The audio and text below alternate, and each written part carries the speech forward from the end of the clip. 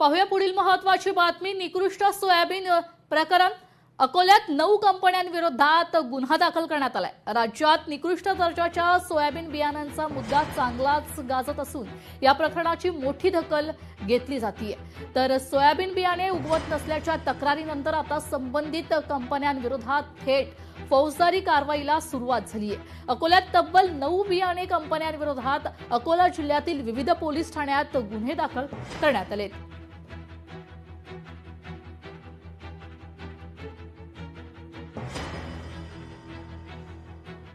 पाहूया पुढील महत्त्वाची बातमी। रोज तासनतास वीज पुरवठा खंडित होतोय। देवळ्याच्या खामखेड्यातील शेतकरी नागरिक आता आक्रमक झालेले आहेत। हातात मशाले घेऊन वीज उपकेंद्रांवर मोर्चा त्यांनी आता काढलेला आहे।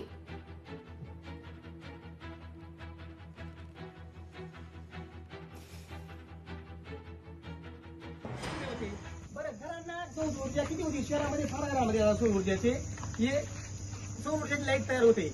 बरेच 30% प्रकल्प आता सौर ऊर्जा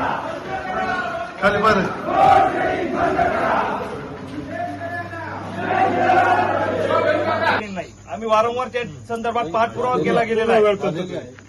नियमित तंत्रज्ञ अद्यापही नेमला गेलेला नाही। आउटसोर्सिंगचे लोकशाही मराठी ऐका, पहा, जागरूक रहा।